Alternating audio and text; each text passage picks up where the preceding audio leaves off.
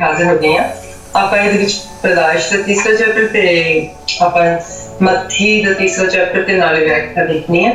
ਉਹਨੇ ਮੈਨੂੰ ਸੰਭਾਲ ਕੇ ਰੱਖਿਆ, ਮੈਂ ਆਸ ਰੱਖਦੀ ਹਾਂ ਕਿ ਤੁਹਾਨੂੰ ਵੀ ਉਹਨੇ ਵਿਸ਼ਵਾਸ ਰੱਖਿਆ ਹੋਵੇਗਾ ਤੇ ਤੁਹਾਨੂੰ ਹਰ ਮਸਲੇ ਤੋਂ ਜਿਹੜੀ ਹੈ ਉਹ ਉਹਨੇ ਛੁਟਕਾਰਾ ਦਿੱਤਾ ਹੋਵੇਗਾ।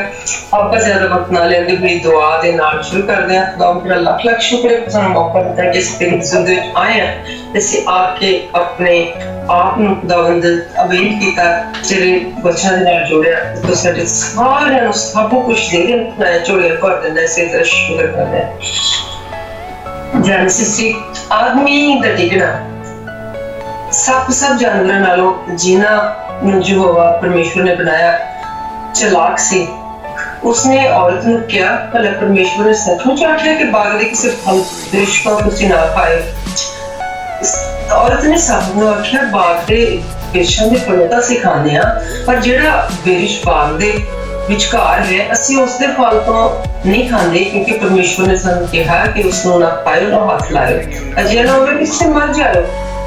पर सप ने औरत नूं आख्या कि तुसीं नहीं मरोगे, पर सगों परमेश्वर जानता है कि जिस दिन तुसीं उस तो खाओगे तुहाडी अखां खुल जाणगीआं ते तुसीं परमेश्वर वांगू भले बुरे दी पछाण सियाण वाले हो जाओगे।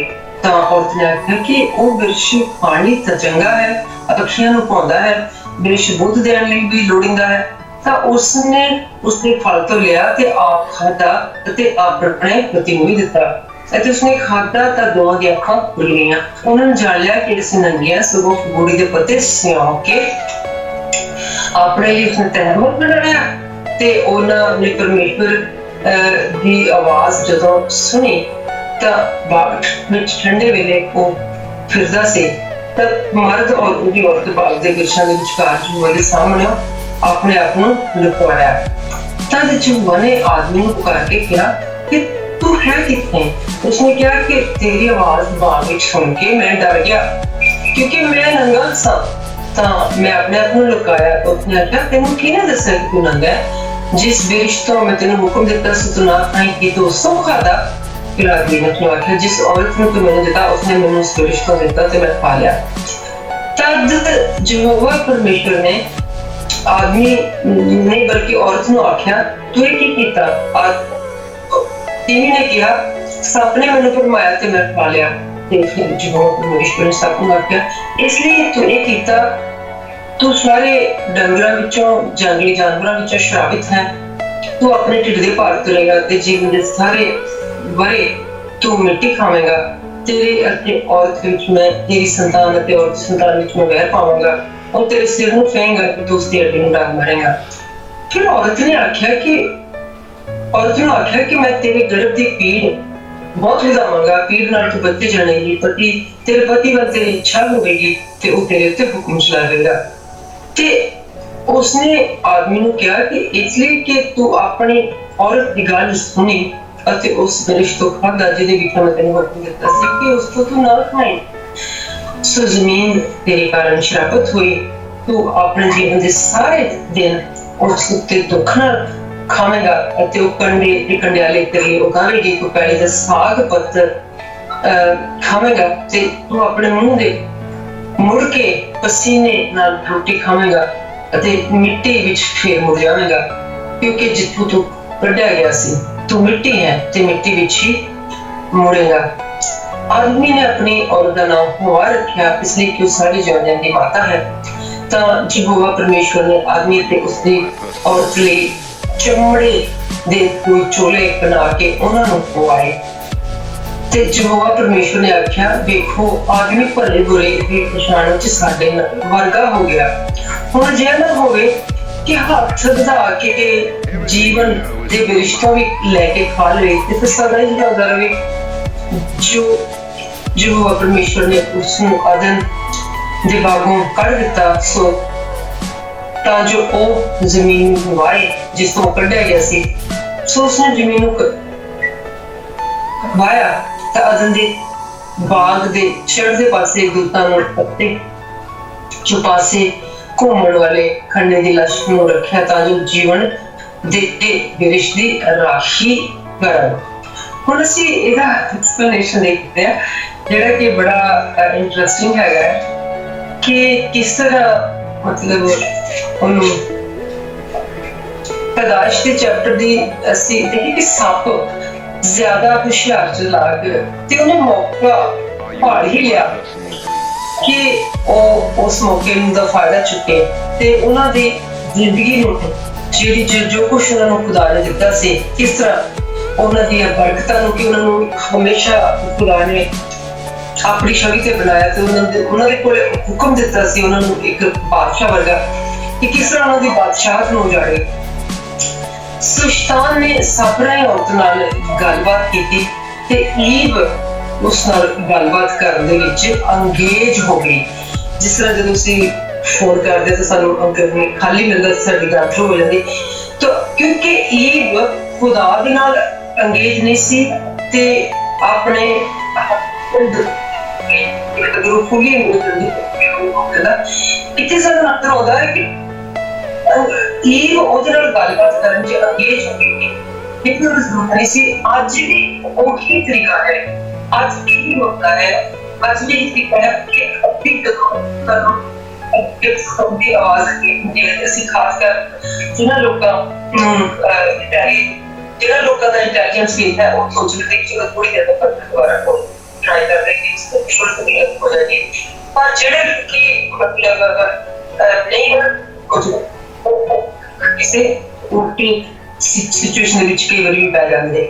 ਅਸੀਂ ਇੱਥੇ ਦੇਖਾਂਗੇ ਕਿ ਜਦੋਂ ਆਦਮੀ ਨੂੰ ਫਸਾ ਲੈਂਦਾ ਸ਼ੈਤਾਨ ਉਹਨਾਂ ਪੁੱਠਿਆਂ ਚੱਕਰਾਂ ਦੇ ਵਿੱਚ ਜਿਹਨਾਂ ਦੇ ਵਿੱਚ ਈਵ ਨੂੰ ਫਸਾ ਲਿਆ ਕਿ ਭਾਵਨਾਵਾਂ ਬਹੁਤ ਵੱਡਾ ਕੰਮ ਕਰਦੀਆਂ ਨੇ। ਫੀਲਿੰਗਸ ਜਦੋਂ ਫੀਲਿੰਗਸ ਤੁਹਾਡੇ ਉੱਤੇ ਕਾਬੂ ਕਰ ਲੈਂਦੀਆਂ ਨੇ ਤੇ ਤੁਸੀਂ ਰੈਸ਼ਨਲ ਜਿਹੜਾ ਫੇਥ ਹੈ ਤੁਹਾਡਾ ਮਤਲਬ ਯਕੀਨ ਹੈ ਉਸ ਤੋਂ ਤੁਸੀਂ ਇੰਟੈਲੀਜੈਂਟ ਫੇਥ ਤੁਹਾਡੇ ਤੋਂ ਛੱਡ ਕੇ ਚਲੇ ਜਾਂਦਾ ਫੌਰਨ ਨਾ ਤੇ ਤੁਸੀਂ ਬਸ ਉਸ ਸਿਚੁਏਸ਼ਨ ਦੇ ਚੱਕਰਾਂ ਦੇ ਵਿੱਚ ਪੈ ਜਾਂਦੇ ਤੇ ਖੁਦਾ ਤੋਂ ਦੂਰ ਕਰਕੇ ਸਾਨੂੰ ਆਪਣੇ ਰੁਝੇਵੇਂ ਵਿੱਚ ਸ਼ੈਤਾਨ ਲੈਣ 'ਚ ਕਾਮਯਾਬ ਹੋ ਜਾਂਦਾ ਹੈ।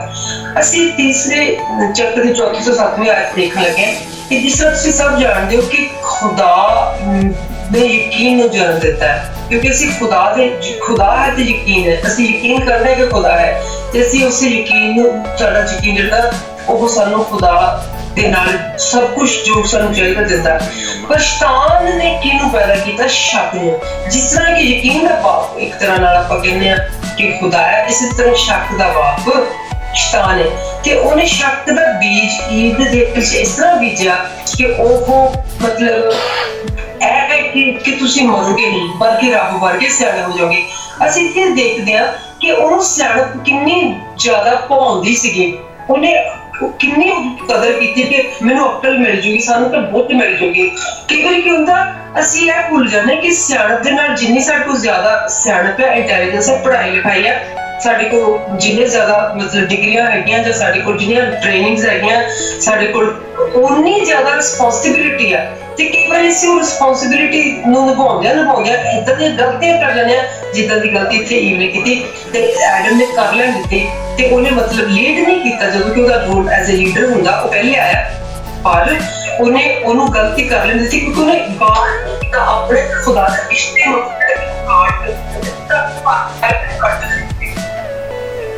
ਦੇਖਦੇ मतलब ਜਦੋਂ ਉਹਨੇ इसलिए चुका गुनाह शामिल किया अच्छे लोग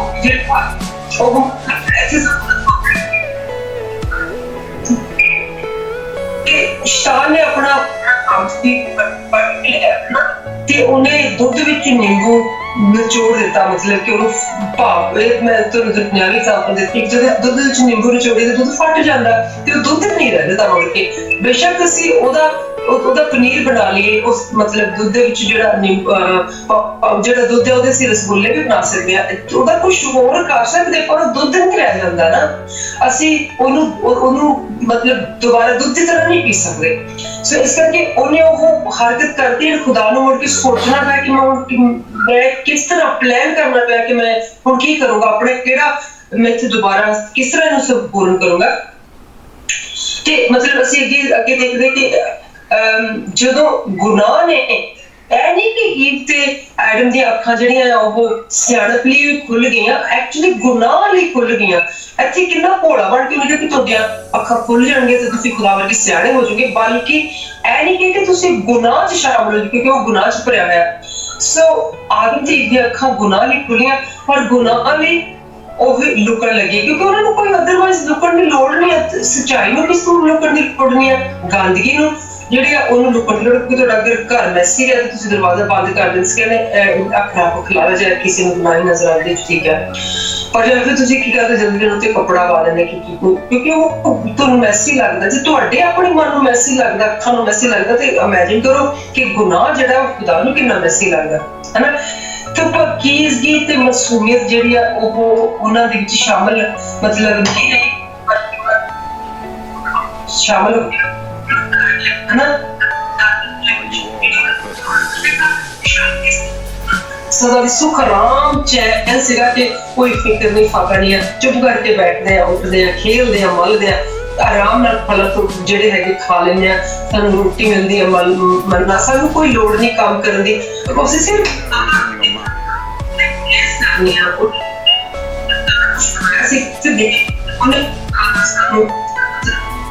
ਬਣਾਤੀ ਆਕਾਸ਼ ਤੁਸੀਂ ਆਕਾਸ਼ ਦੇਖੋਗੇ, ਆਕਾਸ਼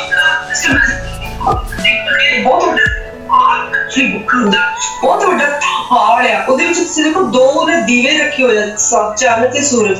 ਉਹ ਚ ਦੇਖੋ ਤਾਰੇ ਜਿਹੜੇ ਮੋਤੀਆਂ ਦੇ ਨਿਆਏ ਰੱਖ ਦਿੱਤੇ ਹੋਏ, ਉਹ ਚ ਤੁਸੀਂ ਦੇਖੋ ਕਿ ਫੁੱਲ ਜਿਹੜੇ ਬੱਤੇ ਉਹ ਆਪਣੇ ਆਪ ਮਤਲਬ ਉਹ ਕੁਦਰਤ ਆਪਣੇ ਆਪ ਉਹਨੇ ਮਹਿਮਾ ਕਰਨ ਲਈ ਬਣਾ ਦਿੱਤੀ ਹੈ। ਤੇ ਇਹ ਸਾਰਾ ਕਰਨ ਦੀ ਬਜਾਏ, ਖੁਸ਼ ਰਹਿਣ ਦੀ ਬਜਾਏ, ਆਪਣੇ ਆਪ ਜਿਹੜੇ ਅੱਛੇ ਫੁੱਲਾਂ ਦੀ ਖੁਸ਼ਬੂ ਆ, ਸਾਰਾ ਕੁਛ ਇੰਨਾ ਸੋਹਣਾ ਆ, ਉਦੋਂ ਨੇ ਖੁਸ਼ ਆ, ਉਹ ਸਿਰਫ ਉਹਨਾਂ ਦਾ ਹਨੀਮੂਨ ਚੱਲ ਰਿਹਾ, ਕੋਈ ਉਹਨਾਂ ਨੂੰ ਦੁੱਖ ਨਹੀਂ, ਕੋਈ ਤਕਲੀਫ ਨਹੀਂ। ਪਰ ਸ਼ੈਤਾਨ ਨੂੰ ਕਿਉਂ ਪਸੰਦ ਆਉਂਦਾ ਕਿ ਉਹ ਇੰਨੇ ਖੁਸ਼ਹਾਲ ਹੈਗੇ ਇੱਥੇ ਤੇ ਉਹਨੇ ਆਪਣਾ ਆ ਕੇ ਜਿਹੜਾ ਬੀਜ ਇੰਸਰਟ ਕਰਦਾ। ਸਾਡੀ ਦੁਨਿਆਵੀ ਜ਼ਿੰਦਗੀ ਵਿੱਚ ਵੀ ਕਈ ਵਾਰੀ ਹੁੰਦਾ, ਤੁਸੀਂ ਖੁਸ਼ ਹੁੰਦੇ ਹੋ, ਬਹੁਤ ਖੁਸ਼ ਹੁੰਦੇ, ਤੁਹਾਨੂੰ ਕੋਈ ਉਸ ਵੇਲੇ ਕਿਸੇ ਤਰ੍ਹਾਂ ਦਾ ਫਿਕਰ ਫਾਕਰ ਨਹੀਂ ਹੁੰਦਾ, ਸਿਰਫ ਤੁਸੀਂ ਖਾਣਾ ਹੁੰਦਾ, ਪੀਣਾ ਹੁੰਦਾ ਤੇ ਖੁਦਾ ਦਾ ਨਾਮ ਲੈਣਾ ਹੁੰਦਾ ਤੇ ਖੁਦਾ ਦੇ ਵਿੱਚ ਅੱਗੇ ਵਧਣਾ ਹੁੰਦਾ, ਖੁਦਾ ਦਾ ਕੰਮ ਕਰਨ ਦਾ। ਪਰ ਸ਼ੈਤਾਨ ਕੀ ਕਰਦਾ, ਉਹਨੂੰ ਖੁਸ਼ੀ ਨਹੀਂ ਕਿਸ ਪਾਉਂਦੀ, ਉਹ ਗਲਤ ਲੋਕਾਂ ਨਾਲ ਤੁਹਾਡੀ ਇੰਟਰੈਕਸ਼ਨ ਕਰਾ ਦਿੰਦਾ ਕਿਉਂਕਿ ਤੁਸੀਂ ਬਿਜ਼ੀ ਨਹੀਂ ਹੁੰਦੇ, ਅੰਗੇਜ ਨਹੀਂ ਹੁੰਦੇ ਖੁਦਾ ਦੇ ਵਿੱਚ, ਤੇ ਤੁਸੀਂ ਹੋਰ ਕੰਮਾਂ 'ਚ ਅੰਗੇਜ ਹੋ ਜਾਂਦੇ ਹੋ, ਹੈ ਨਾ। ਅਸੀਂ ਇਸੇ ਤਰ੍ਹਾਂ ਯਿਰਮੀਆ 23 ਦੀ 23 ਤੇ 24 ਆਇਤ ਦੇਖਦੇ ਕਿ ਜਦੋਂ ਅਸੀਂ ਭੁੱਲ ਜਾਂਦੇ ਕਿ ਖੁਦਾ ਸਾਨੂੰ ਦੇਖ ਰਿਹਾ ਕਿ ਨਹੀਂ, ਕੀ ਮੈਂ ਨੇੜੇ ਦਾ ਪਰਮੇਸ਼ਰ ਹਾਂ, ਦੂਰ ਦਾ ਨਹੀਂ। ਕਿ ਕਈ ਵਾਰੀ ਕੀ ਹੁੰਦਾ ਕਿ ਅਸੀਂ ਮਤਲਬ ਇਹ ਦੇਖਦੇ ਕਿ ਫਲਾਣੇ ਥਾਂ ਤੇ ਸਾਨੂੰ ਪਤਾ ਲੱਗ ਗਿਆ, ਇੱਥੇ ਸਾਨੂੰ ਪਤਾ ਨਹੀਂ ਲੱਗਿਆ। ਇਨਸਾਨ ਆਪਣੇ ਆਪ ਨੂੰ ਪਰਦੇ ਵਿੱਚ ਕੀ ਲੁਕਾ ਸਕਦਾ ਕਿ ਮੈਥੋਂ ਉਹ ਲੁਕ ਸਕੇ। ਪਰਮੇਸ਼ਰ ਦਾ ਵਾਕਿਆ ਕਿ ਧਰਤੀ ਤੇ ਆਕਾਸ਼ ਸਭ ਮੇਰੇ ਨਾਲ ਨਹੀਂ ਭਰੇ ਹੋਏ, ਜਿਹਦਾ ਮੈਂ ਤੁਹਾਨੂੰ ਹੁਣੇ ਜ਼ਿਕਰ ਕੀਤਾ। ਅਸੀਂ ਅੱਗੇ ਜਾ ਕੇ ਮਤਲਬ ਜਦ ਮੈਂ 23 ਦੀ 24 ਮੈਂ ਤੁਹਾਨੂੰ ਪੜ੍ਹਿਆ, ਕਿਉਂ ਕਹਿੰਦਾ ਕਿ ਮੈਂ ਤੁਹਾਡੇ ਸਿਰਫ ਹੱਥ ਤੁਹਾਡੇ ਕੋਲ ਰਹਿੰਦਾ, ਤਾਂ ਸ਼ੇਰ ਦਾ ਹੱਥ ਲਾ ਕੇ ਤੁਹਾਡੇ ਕੋਲ, ਕੀ ਤੁਸੀਂ ਫੇਰ ਹੀ ਅਕਲ ਵਾਲੇ ਬਣੇ ਰਹਿਣਾ ਸੀਗਾ ਕਿ ਤੁਸੀਂ ਉਹਦੀ ਗੱਲ ਨਾ ਮੰਨੋ, ਕਿ ਜਦੋਂ ਮੈਂ ਤੁਹਾਡੇ ਕੋਲ ਨਹੀਂ ਤੁਸੀਂ ਮੁੜ ਕੇ ਗਲਤੀ ਕਰ ਲਈ, ਮੇਰੀ ਗੱਲ ਨਹੀਂ ਮੰਨੀ। ਇਹ ਸਾਡੇ ਸਾਰਿਆਂ ਲਈ ਵੀ ਆ ਕਿ ਅਸੀਂ ਜਦੋਂ ਪੜ੍ਹ ਰਹੇ ਆ ਕਿ ਅਸੀਂ ਉਹਦੇ ਉੱਪਰ ਡਰ ਰਹੇ ਹਾਂ ਤਾਂ ਉਹਦੇ ਨਾਲ ਬਿਜ਼ੀ ਹਾਂ, ਜਦੋਂ ਅਸੀਂ ਬਾਅਦ ਵਿੱਚ ਕਿ ਅਸੀਂ ਸਾਡਾ ਫਰਜ਼ ਨਹੀਂ ਬਣਦਾ ਕਿ ਅਸੀਂ ਬਾਅਦ ਵਿੱਚ ਵੀ ਉਹਦਾ ਖਿਆਲ ਰੱਖੀਏ। ਅਸੀਂ ਬਾਕੀ ਦੇ ਜਿਹੜੇ ਘੰਟੇ ਜਦੋਂ ਅਸੀਂ ਨਹੀਂ ਖੁਦਾ ਦੀ ਕਲਾਮ ਨਾਲ ਜੁੜੇ ਉਦੋਂ ਵੀ ਉਸ ਕਲਾਮ ਨੂੰ ਆਪਣੇ ਅੰਦਰ ਰੱਖੀਏ, ਉਹਦੇ ਉੱਤੇ ਚੱਲੀਏ, ਹਨਾ।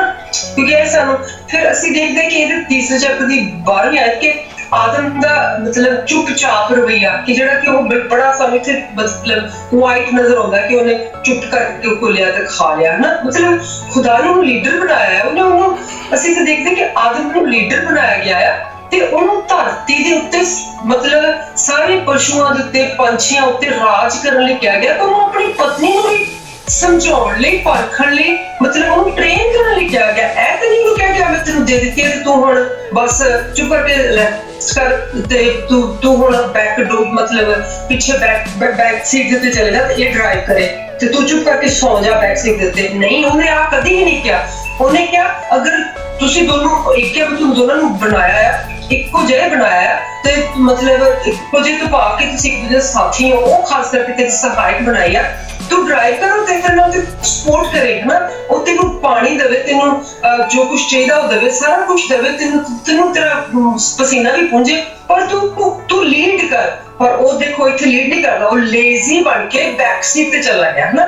ਸਾਨੂੰ ਚੁੱਪਚਾਪ ਨਜ਼ਰ ਆਉਂਦਾ ਬਿਲਕੁਲ, ਹਨਾ। ਤੇ ਮਤਲਬ ਪਰਮੇਸ਼ਰ ਕੋਲੋਂ ਉਹ ਪਰਮੇਸ਼ਰ ਕੋਲੋਂ ਮਦਦ ਮੰਗਣ ਦੀ ਲੋੜ ਸੀ ਕਿ ਇਹ ਮੈਨੂੰ ਖਾਣ ਨੂੰ ਕਹਿੰਦੀ ਆ। ਸਭ ਤੋਂ ਉਹਦੇ ਤੋਂ ਪਹਿਲਾਂ ਤਾਂ ਪਰਮੇਸ਼ਰ ਉਹਦਾ ਸੀ, ਖੁਦਾ ਉਹਦੇ ਤੋਂ ਪਹਿਲਾਂ ਸੀ, ਬਾਅਦ ਚ ਦਿੱਤੀ ਗਈ। ਸੋ ਇਹ ਪਹਿਲਾਂ ਨਹੀਂ ਹੋ ਸਕਦੀ ਸੀ। ਉਹਦਾ ਰਿਸ਼ਤਾ ਖੁਦਾ ਦੇ ਨਾਲ ਜਿਹੜਾ ਉਹ ਕਮਜ਼ੋਰ ਹੋ ਗਿਆ, ਜਿਹਦੇ ਕਰਕੇ ਉਹਦਾ ਰਿਸ਼ਤਾ just ਉਹਦੇ ਚ ਇੰਟਰਚ ਹੋ ਗਿਆ ਨਾ, ਤੇ ਉਹਨੂੰ ਚਾਹੀਦਾ ਸੀ ਖੁਦਾ ਕੋਲ ਮਦਦ ਮੰਗਣ, ਕਿਉਂਕਿ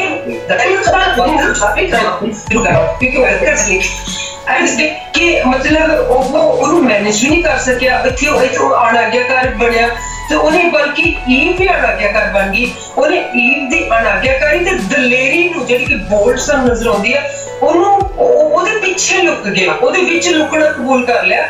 ਤੇ ਜਦੋਂ ਪੁੱਛਗਿੱਛ ਹੋਈ ਤਾਂ ਉਹਨੇ ਉਹਨੂੰ ਕਸੂਰਵਾਰ ਠਹਿਰਾ ਦਿੱਤਾ ਚੁੱਪ ਕਰਕੇ। ਤੇ ਮਤਲਬ ਪਰਮੇਸ਼ਰ ਨੂੰ ਵੀ, ਬਲਕਿ ਉਹਨੂੰ ਕਸੂਰਵਾਰ ਠਹਿਰਾ, ਬਲਕਿ ਪਰਮੇਸ਼ਰ ਨੂੰ ਵੀ ਕਹਿੰਦਾ ਕਿ ਉਹ ਜਿਹੜੀ ਮੈਨੂੰ ਤੂੰ ਦਿੱਤੀ, ਆਪਣੇ ਆਪ ਨੂੰ ਬਰੀ ਕਰਨ ਲਈ ਆਪਣਾ ਵਕੀਲ ਆਪੇ ਬਣ ਗਿਆ। ਤੇ ਉਹਨੇ ਕਿਹਾ ਆਹ ਜਿਹੜੀ ਮੈਨੂੰ ਤੂੰ ਦਿੱਤੀ, ਤੇ ਉਹਨੂੰ ਵੀ ਦੋਸ਼ੀ ਠਹਿਰਾ ਦਿੱਤਾ ਤੇ ਪਰਮੇਸ਼ਰ ਨੂੰ ਵੀ, ਦੋਨਾਂ ਨੂੰ ਨਾ। ਤਾਂ ਕਿ ਅਸੀਂ ਇੱਥੇ ਦੇਖਦੇ ਕਿ ਅੱਜ ਵੀ ਪਰਿਵਾਰਾਂ ਵਿੱਚ ਇਹੀ ਕੁਛ ਹੁੰਦਾ ਆ। ਸਾਨੂੰ ਅੱਜ ਵੀ ਦਿਸਦਾ ਆ ਲੋਕੀ ਪਰਮੇਸ਼ਰ ਨੂੰ ਬਲੇਮ ਕਰਦੇ ਆ, ਤੈਂ ਇਹਨੇ ਧੁੱਪ ਪਾ ਦਿੱਤੀ, ਤੈਂ ਇੰਨਾ ਵੀ ਪਾ ਦਿੱਤਾ, ਤੂੰ ਇੰਨਾ ਕੁਛ ਮੈਨੂੰ ਦਿੱਤਾ ਨਹੀਂ, ਤੂੰ ਮੈਨੂੰ ਏਦਾਂ ਦੀ ਘਰ ਵਾਲੀ ਦੇ ਦਿੱਤੀ, ਤੂੰ ਮੈਨੂੰ ਏਦਾਂ ਦਾ ਘਰ ਵਾਲਾ ਦਿੱਤਾ, ਤੂੰ ਮੈਨੂੰ ਏਦਾਂ ਦੇ ਬੱਚੇ ਦੇ ਦਿੱਤੇ, ਤੂੰ ਮੈਨੂੰ ਏਦਾਂ ਦੇ ਭਰਾ ਭੈਣਾਂ ਦੇ ਦਿੱਤੇ। ਮਤਲਬ ਪਰਮੇਸ਼ਰ ਨੂੰ ਬਲੇਮ ਕਰ ਦਿੱਤੇ। ਉਹ ਆਪਣਾ ਵਕਤ ਜਿਹੜਾ ਖਰਚ ਕਰਦੇ ਆ ਹਨਾ। ਸਾਨੂੰ ਦੇਖਦਾ ਆ ਉਹ ਤਾਂ ਦੋਨੋਂ ਨੂੰ ਇੱਕ ਦੂਜੇ ਦੀ ਇੱਜ਼ਤ, ਪਿਆਰ, ਸਪੋਰਟ ਕਰਨਾ ਬਣਦਾ ਸੀ। ਮਤਲਬ ਇਲਜ਼ਾਮ ਤਰਾਸ਼ੀ ਨਹੀਂ, ਬਲਕਿ ਇਹਨਾਂ ਚੀਜ਼ਾਂ ਦੀ ਜਿਹੜੀ ਸਾਨੂੰ ਮਤਲਬ ਅਵੇਅਰਨੈਸ ਉਹਨਾਂ ਦੇ ਵਿੱਚ ਹੋਣੀ ਬਹੁਤ ਜ਼ਰੂਰੀ ਆ। ਅੱਜ ਵੀ ਪਤੀ ਪਤਨੀ ਦੇ ਵਿੱਚ ਇਲਜ਼ਾਮ ਤਰਾਸ਼ੀ ਤੋਂ ਬਿਨਾਂ ਪਰਮੇਸ਼ਰ ਦੀਆਂ ਜਿਹੜੀਆਂ ਦਿੱਤੀਆਂ ਹੋਈਆਂ ਦਾਤਾਂ ਆ, ਉਹਨਾਂ ਦੇ ਜਿਹੜੇ ਦਿੱਤਾ ਹੋਇਆ ਟਾਈਮ ਆ, ਇੱਕ ਦੂਸਰੇ ਦੀਆਂ ਲਾਈਕਿੰਗ ਡਿਸਲਾਈਕਿੰਗ ਦੀ ਕਦਰ ਕਰਕੇ ਤੇ ਇੱਕ ਦੂਸਰੇ ਦੇ ਮਤਲਬ ਪਰਮੇਸ਼ਰ ਦੇ ਨਾਲ ਜਿਹੜਾ ਰਿਸ਼ਤਾ ਉਹਨੂੰ ਜੋੜਾਉਣ 'ਚ ਮਦਦ ਕਰਨੀ ਚਾਹੀਦੀ ਹੈ ਕਿ ਇੱਕ ਦੂਜੇ ਨਾਲ ਕਿੱਦਾਂ ਹੋਰ ਖੁਦਾ ਦੇ ਨਾਲ ਜੋੜ ਸਕੀਏ। ਇੱਥੇ ਸਾਨੂੰ ਈਵ ਦੀ ਤਾਂ ਅਣਆਗਿਆਕਾਰੀ ਨਜ਼ਰ ਆਉਂਦੀ ਆ, ਗਲਤੀ ਨਜ਼ਰ ਆਉਂਦੀ ਆ, ਪਰ ਸਾਨੂੰ ਮਤਲਬ ਉਸ ਤੋਂ ਪਹਿਲੇ ਆਦਮ ਸੀ, ਉਹਦੀ ਬੜੀ ਵੱਡੀ ਅਣਆਗਿਆਕਾਰੀ ਨਜ਼ਰ ਆਉਂਦੀ ਕਿ ਉਹਨੂੰ ਕਰ ਲੈਣ ਦਿੱਤਾ ਹੋਵੇ ਨਾ, ਕਿਉਂਕਿ ਉਹਦੇ ਤੇ ਹੁਕਮ ਸੀ ਕਿ ਉਹਨੂੰ ਮੈਨੇਜ ਕਰਨਾ ਸੀ ਸਹੀ ਤਰੀਕੇ ਦੇ ਨਾਲ ਨਾ। ਤੇ ਅਸੀਂ ਦੇਖੀਏ ਕਿ ਜਦੋਂ ਸ਼ੈਤਾਨ ਨੇ ਇੱਥੇ ਅਸੀਂ ਦੇਖਦੇ ਕਿ ਮਤਲਬ ਅਸੀਂ ਅੱਗੇ ਜਾ ਕੇ ਦੇਖੀਏ ਗੋਸਪਲ ਆਫ ਜੌਨ ਜੋ ਉਹਨਾਂ ਦੀ ਇੰਜੀਲ ਦੇ ਅਸੀਂ ਦੇਖਦੇ 8ਵੇਂ ਚੈਪਟਰ ਦੀ ਅਸੀਂ 44 ਆਇਤ ਦੇਖਦੇ ਆ, ਜੋ ਮਤਲਬ ਉਹਦੇ ਵਿੱਚ ਕੀ ਕਿਹਾ ਗਿਆ ਕਿ ਸ਼ੈਤਾਨ ਝੂਠਾਂ ਦਾ ਬਾਪ ਹੈ। ਲਿਖਿਆ ਕਿ ਸ਼ੈਤਾਨ ਝੂਠਾਂ ਦਾ ਬਾਪ ਹੈ। ਤੇ ਕਿੱਦਾਂ ਝੂਠਾਂ ਦਾ ਬਾਪ ਹੈ? ਕਿਉਂਕਿ ਅੱਜ ਵੀ ਸਾਨੂੰ ਚਰਚਾਂ ਦੇ ਅੰਦਰ ਤੇ ਚਰਚਾਂ ਦੇ ਬਾਹਰ ਨਜ਼ਰ ਆਉਂਦਾ ਆ ਝੂਠਾਂ ਦਾ ਬਾਪ ਹੈ ਨਾ। ਤੁਸੀਂ ਸੋਚੋਗੇ ਕਿ ਮੈਂ ਕੀ ਕਹਿੰਦੀ, ਚਰਚਾ ਦੇ ਅੰਦਰ ਉਹਦਾ ਕੀ ਕੰਮ ਹੈ? ਕਿਉਂਕਿ ਚਰਚਾਂ ਦੇ ਅੰਦਰ ਇਹ ਕੰਮ ਹੈ ਕਿ ਅਸੀਂ ਇਹ ਸੋਚ ਕੇ ਸਾਰਿਆਂ ਨੂੰ ਅਸੀਂ ਇਵੈਂਜਲਾਈਜ਼ ਕਰਦੇ ਆ ਕਿ ਅਸੀਂ ਇਹਨਾਂ ਨੂੰ ਬਚਾਉਣਾ ਹੈ, ਖੁਦਾ ਦੇ ਨਾਲ ਕਨੈਕਟ ਕਰਨਾ ਹੈ। ਤੇ ਉਹ ਸਾਨੂੰ ਆਪਣੀਆਂ ਏਦਾਂ ਦੀਆਂ ਉਲਝਣਾਂ ਦੇ ਵਿੱਚ ਫਸਾ ਮਤਲਬ ਅਸੀਂ ਸ਼ੈਤਾਨ ਉਹਨਾਂ ਲੋਕਾਂ ਨੂੰ ਭਰ ਕੇ ਲਿਆਉਂਦਾ ਇਹਨਾਂ ਦੀ ਉਲਝਣਾਂ ਦੇ ਨਾਲ ਕਿ ਅਸੀਂ ਉਹਨਾਂ ਦਾ ਹਰ ਚੀਜ਼ਾਂ ਹੱਲ ਕਰਦੇ ਅਸੀਂ ਆਪਣੀ ਜਿਹੜੀ ਸਾਡੀ ਟੈਰੀਟਰੀ ਉਹਦੇ ਵਿੱਚੋਂ ਬਾਹਰ ਨਿਕਲ ਜਾਂਦੇ। ਜਿੱਦਾਂ ਆਦਮ ਨਿਕਲ ਗਿਆ ਆਪਣੀ ਟੈਰੀਟਰੀ ਚੋਂ ਬਾਹਰ ਜਾ ਕੇ, ਉਹਨੇ ਉਹ ਗਲਤੀ ਕਰ ਲਈ ਜਿਹੜੀ ਉਹਨੂੰ ਕਰਨ ਦੀ ਨਹੀਂ ਸੀ ਲੋੜ ਬਿਲਕੁਲ ਵੀ ਨਾ। ਤੇ ਅੱਜ ਵੀ ਚਰਚਾਂ ਦੇ ਅੰਦਰ ਵੀ ਤੇ ਬਾਹਰ ਦੋਵੇਂ ਥਾਈਂ ਕੰਮ ਕਰ ਰਿਹਾ। ਚਰਚਾਂ ਦੇ ਬਾਹਰ ਇਸ ਤਰ੍ਹਾਂ ਕਿ ਲੋਕਾਂ ਨੂੰ ਬਚਨ ਤੋਂ ਦੂਰ ਰੱਖ ਰਿਹਾ, ਬਚਨ ਤੋਂ ਖਾਲੀ ਰੱਖ ਰਿਹਾ। ਅੰਧ ਵਿਸ਼ਵਾਸੀਆਂ ਦੇ ਮਤਲਬ ਜਿਹੜੇ ਲੋਕ ਨਹੀਂ ਵਿਸ਼ਵਾਸ ਕਰਦੇ, ਅੰਧ ਵਿਸ਼ਵਾਸ ਜਿਹੜੇ ਗਲਤ ਚੀਜ਼ਾਂ ਨੂੰ ਵਿਸ਼ਵਾਸ ਕਰਦੇ, ਉਹਨਾਂ 'ਚ ਉਹਨਾਂ ਦਾ ਉਹਨੇ ਧਿਆਨ ਫਸਾਇਆ। ਜਿਹੜੇ ਨਹੀਂ ਵਿਸ਼ਵਾਸ ਕਰਦੇ ਉਹਨਾਂ ਦਾ ਆਪਣੀਆਂ ਬਾਹਾਂ ਦੇ ਬਲ ਦੇ ਉੱਤੇ, ਉਹਨਾਂ ਦਾ ਆਪਣੀ ਸਮਝ ਦੇ ਉੱਤੇ ਬਹੁਤ ਉਹਨੇ ਦਿਮਾਗ ਜਿਹੜਾ ਨਾ ਲਾਇਆ ਹੈ। ਸੋ ਕਲਾਮ ਦੀ ਸਮਝ ਜਿਹੜੇ ਚਰਚ ਦੇ ਵਿੱਚ ਆ, ਉਹਨਾਂ ਨੂੰ ਕਲਾਮ ਦੀ ਸਮਝ ਤੋਂ ਪਰੇ ਰੱਖਦਾ ਆ। ਉਹਨਾਂ ਨੂੰ ਹਰ ਕਿਸੇ ਨੂੰ ਨਾ ਜਿਸ ਤਰ੍ਹਾਂ ਰੱਟਾ ਲਾਇਆ ਹੁੰਦਾ ਤੋਤੇ ਨੇ, ਇਸ ਤਰ੍ਹਾਂ ਰੱਟਾ ਲਾਉਣ ਲਾ ਦਿੰਦਾ ਤਾਂ ਕਿ ਉਹਨਾਂ ਨੂੰ ਇਹ ਲੱਗੇ ਕਿ ਅਸੀਂ ਪੜ੍ਹ ਵੀ ਰਹੇ ਆ ਤੇ ਪਰ ਉਹਨਾਂ ਨੂੰ ਸਮਝ ਨਹੀਂ, ਉਹਨਾਂ ਦੇ ਅੰਦਰ ਉਹਦੀ ਸਮਝ ਨਹੀਂ ਪੈਣ ਦਿੰਦਾ, ਸਮਝ ਨਾਲ ਕਨੈਕਟ ਨਹੀਂ ਹੋਣ ਦਿੰਦਾ, ਸਮਝ ਟਿਕਣ ਨਹੀਂ ਦਿੰਦਾ। ਉਹਨਾਂ ਦੇ ਦਿਲਾਂ ਨੂੰ ਪੱਥਰ ਵਰਗੇ ਕੀਤਾ ਪਿਆ, ਉਹ ਟਿਕ ਨਹੀਂ ਪਾਉਂਦੇ ਨਾ। ਸੋ ਅਸੀਂ ਇਸੇ ਤਰ੍ਹਾਂ ਮੱਤੀ ਜਿਹੜਾ ਇਹਦੇ ਵਿੱਚ ਦੇਖਦੇ ਹਾਂ, ਮੱਤੀ 24 ਦੀ 11ਵੀਂ ਆਇਤ ਤੇ ਅਸੀਂ ਮਤਲਬ ਕੁਰਿੰਥੀਆਂ 11 ਦੀ 13ਵੀਂ ਆਇਤ ਵਿੱਚ ਵੀ ਅਸੀਂ ਇਹ ਦੇਖਾਂਗੇ ਕਿ ਇਹ ਸਾਨੂੰ ਦੱਸਿਆ ਗਿਆ ਕਿ ਬਹੁਤ ਝੂਠੇ ਨਬੀ ਉੱਠਣਗੇ ਤੇ ਬਹੁਤਿਆਂ ਨੂੰ ਭੁਲੇਖੇ 'ਚ ਪਾ ਦੇਣਗੇ। ਝੂਠੇ ਲੋਕੀ ਛਲ ਕਰਨ ਵਾਲੇ ਜੋ ਕਿ ਰਲ ਮਿਲ ਕੇ ਮਤਲਬ ਝੂਠੇ ਰਸੂਲ ਬਣ ਕੇ ਮਸੀਹ ਦੇ ਝੂਠੇ ਰੂਪ ਬਟਾਉਣ ਦੀ ਕੋਸ਼ਿਸ਼ ਕਰਨਗੇ ਕਿ ਖੁਦਾ ਕਹਿੰਦਾ ਹੈ ਤੇ ਤੋੜ ਤੋੜਨ ਮਰੋੜਨ ਦੀ ਕੋਸ਼ਿਸ਼ ਕਰਨਗੇ ਕਲਾਮ ਨੂੰ, ਔਰ ਆਪਣੇ ਤਰੀਕੇ ਦੇ ਨਾਲ ਆਪਣੇ ਆਪ ਨੂੰ ਵਿੱਚ ਅੱਗੇ ਪੇਸ਼ ਕਰਕੇ ਜੋੜਨ ਦੀ ਕੋਸ਼ਿਸ਼ ਕਰਨਗੇ। ਮਤਲਬ ਬਿਲਕੁਲ ਝੂਠੇ ਤੇ ਸ਼ੈਤਾਨ ਵੀ ਤੇ ਕਰਨਾ ਝੂਠਾ ਦਾ ਪਾਪ ਆ, ਉਹਨੇ ਤੋੜਿਆ ਨਾ ਉਸ ਲਫ਼ਜ਼ ਨੂੰ ਕਿ ਨਹੀਂ ਤੁਸੀਂ ਬਿਲਕੁਲ ਨਹੀਂ ਮਰੋਗੇ ਬਲਕਿ ਤੁਸੀਂ ਸਿਆਣੇ ਹੋ ਜਾਓਗੇ। ਸੋ ਐਗਜ਼ੈਕਟਲੀ ਸਾਨੂੰ ਚਰਚਾਂ ਦੇ ਵਿੱਚ ਪਾਸਟਰਸ ਜਿਹੜੇ ਆ ਉਹ ਝੂਠੇ ਨਬੀ ਇਸ ਤਰ੍ਹਾਂ ਸ਼ੈਤਾਨ ਦੇ ਰੂਪ ਚ ਨਜ਼ਰ ਆਉਂਦੇ ਆ ਅੱਜ ਕੱਲ। ਐਂਡ ਜਿਹੜੇ ਬਾਹਰ ਲੋਕੀ ਆ ਉਹ ਤਾਂ ਆਉਂਦੇ ਆ, ਸਾਨੂੰ ਕੰਮ ਦਿੱਤਾ ਗਿਆ ਕਿ ਅਸੀਂ ਉਹਨਾਂ ਨੂੰ ਕਲਾਮ ਦੀ ਸਹੀ ਸਮਝ ਦਈਏ, ਉਹਨਾਂ ਨੂੰ ਉਹਨਾਂ ਦੇ ਨਾਲ ਜੋੜੀਏ, ਉਹਨਾਂ ਨੂੰ ਉਹਦੀ ਰੋਟੀ ਖਾਣ ਲਾਈਏ ਜਿਹੜੀ ਸਹੀ ਵਾਲੀ। ਪਰ ਉਹ ਕੀ ਆ ਇੱਥੇ ਫਸ ਕੇ ਰਹਿ ਜਾਂਦੇ ਆ ਕਿ ਕਿਉਂਕਿ ਉੱਥੇ ਝੂਠੇ ਲੋਕੀ ਬਿਠਾ ਦਿੱਤੇ ਹੋਏ ਨੇ ਹਨਾ ਸ਼ੈਤਾਨ ਨੇ।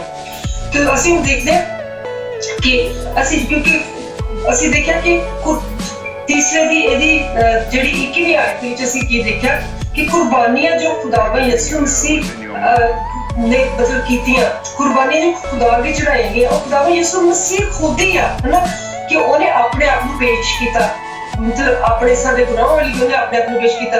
ਉਹ ਖੁਦਾਵੰਦ ਯਿਸੂ ਮਸੀਹ ਦਾ ਮਤਲਬ ਆਮਦ ਦਾ ਭੇਦ ਛੁਪਾ ਕੇ ਬੈਠੀਆਂ ਸਨ ਹਨਾ। ਅਸੀਂ ਇੱਥੇ ਮਾਰਕ ਚੌਥੇ ਦੀ 24ਵੀਂ ਆਇਤ ਨੂੰ ਦੇਖਦੇ ਜਿਸ ਤਰ੍ਹਾਂ ਆਦਮ ਤੇ ਹਵਾ ਦਾ ਨੰਗੇਜ਼ ਜਾਨਵਰ ਦੀ ਖਲੜੀ ਨਾਲ ਮਤਲਬ ਜਿਹੜਾ ਕੱਜਿਆ ਗਿਆ, ਐਸੇ ਤਰ੍ਹਾਂ ਦੁਨੀਆ ਦਾ ਗੁਨਾਹ ਯਿਸੂ ਦੇ ਖੂਨ ਨਾਲ ਧੋਤਾ ਗਿਆ। ਤੇ ਪਰਮੇਸ਼ਰ ਦੇ ਸਾਹਮਣੇ ਅਸੀਂ ਜਦੋਂ ਮਤਲਬ ਪੇਸ਼ ਕਰਨ ਦੇ ਕਾਬਲ ਹੋ ਸਕੀਏ ਆਪਣੇ ਗੁਨਾਹਾਂ ਨੂੰ, ਆਪਣੇ ਗਲਤੀਆਂ ਨੂੰ।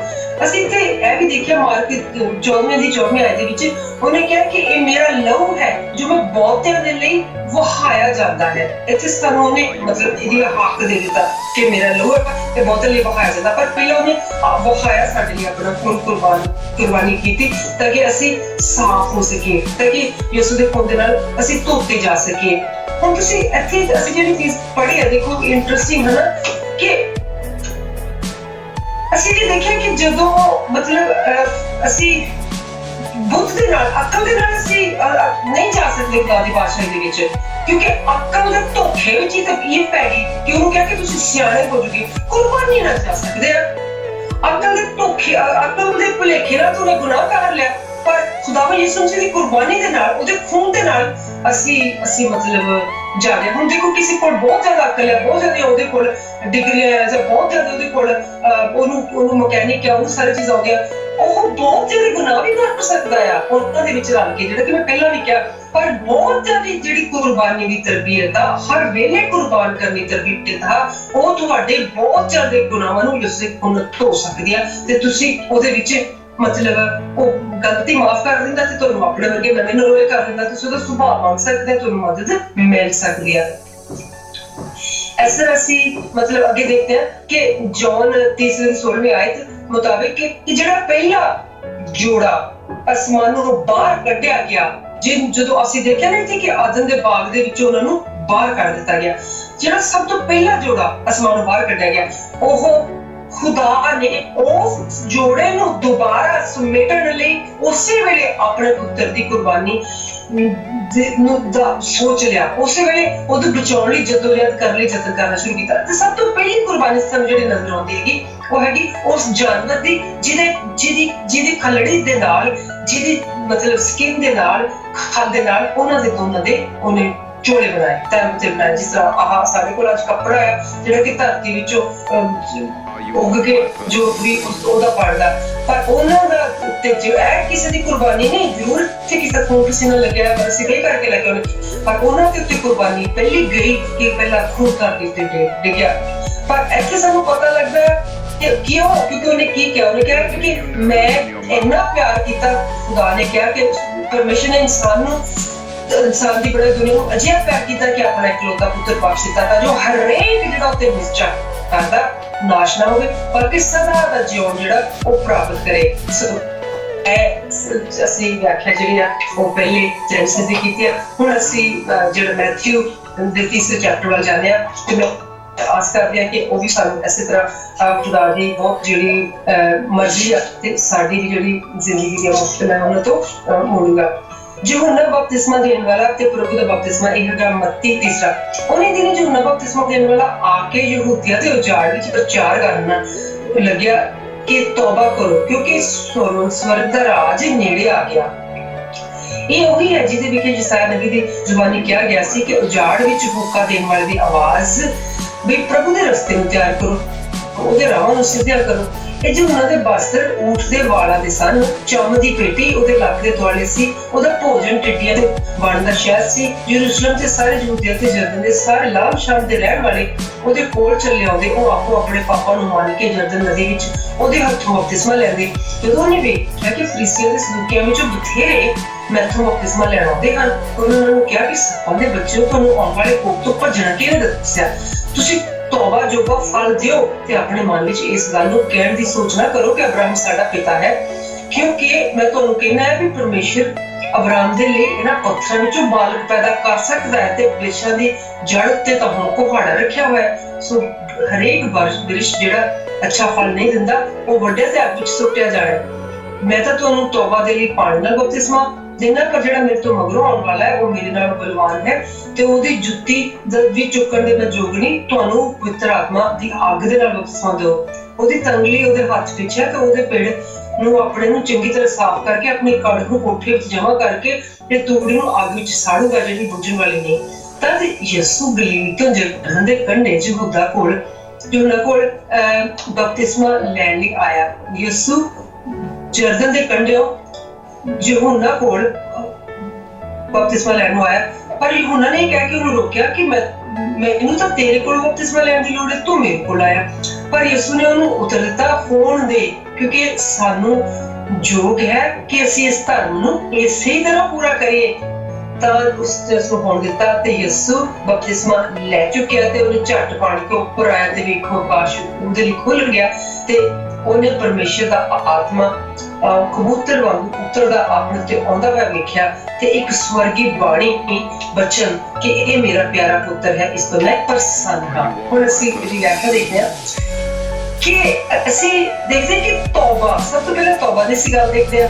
ਪਰਮੇਸ਼ਰ ਦੇ ਰਾਜ ਵਿੱਚ ਦਾਖਲ ਹੋਣ ਲਈ ਸਾਨੂੰ ਜਿਹੜੀ ਚੀਜ਼ ਦੀ ਜ਼ਰੂਰਤ ਹੈਗੀ ਆ, ਉਹ ਹੈਗੀ ਸਭ ਤੋਂ ਵੱਡੀ ਤੌਬਾ ਦੀ। ਖੁਦਾ ਦੀ ਬਾਦਸ਼ਾਹੀ ਵਿੱਚ ਸਾਨੂੰ ਤੌਬਾ ਹੀ ਲੈ ਕੇ ਜਾਂਦੀ ਹੈ ਤੇ ਤੌਬਾ ਉਦਾਸੀ ਤੇ ਭਾਵਨਾਤਮਕ ਸੋਗਮਈ ਹਾਲਾਤਾਂ ਦਾ ਕੰਮ ਨਹੀਂ, ਕਿਉਂਕਿ ਤੁਸੀਂ ਜਿਹੜੀ ਉਦਾਸੀ ਤੇ ਸੋਗ ਤੁਹਾਡੇ ਤੋਂ ਹੋਇਆ ਤੇ ਜੇ ਤੁਸੀਂ ਖੁਸ਼ ਹੋ ਗਏ ਤੇ ਉਦਾਸੀ ਤੁਹਾਡੀ ਦੂਰ ਹੋ ਜਾਣੀ ਤੇ ਸੋਗ ਤੋਂ ਚਲਾ ਜਾਣਾ। ਤੇ ਜੇ ਤੁਸੀਂ ਰੀਅਲਾਈਜ਼ ਨਹੀਂ ਕੀਤਾ ਤੇ ਤੌਬਾ ਤੁਹਾਡੀ ਉਹ ਨਹੀਂ ਹੋਈ, ਉਹ ਤਾਂ ਤੁਸੀਂ ਇੱਕ ਥੋੜੇ ਵਕਤ ਲਈ ਉਦਾਸ ਹੋ ਗਏ ਤੇ ਥੋੜੇ ਵਕਤ ਲਈ ਸੋਗਮਈ ਹੋ ਗਏ।